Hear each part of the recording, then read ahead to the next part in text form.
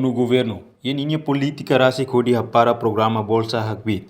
No hamosu fale bolsa parcial. Tamba durante ne programa refere laula dundia Ministro Planeamento no Investimento Estratégico, Gastão Francisco de Souza, informa assunto ne ba jornalista Sira.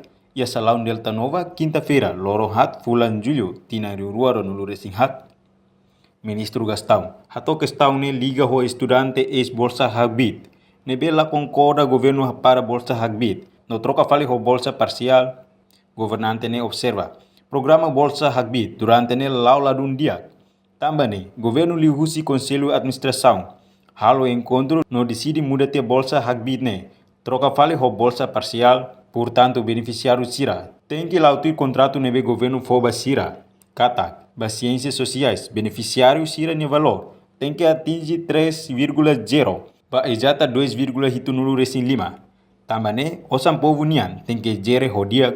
Também uma avaliação ele, o do bolsa parcial, Sira ne vê que prestação seria 2,0 a você for, todos não 2,75 balete, mas bem assim no roito se a tolerância babal, você for mais bem, mas baoi, ele lá pela contesta, batendo ele lá pela contesta, se não usa não assira, babal assira, você ne vê que sim, estudou o dia, para belíssimo na falta, como finaliza estudo. Taca curso me botleu. Nesse ho decisão de beca me fote. Ne los ao gastamos com uma fotega. Santina uma fotega.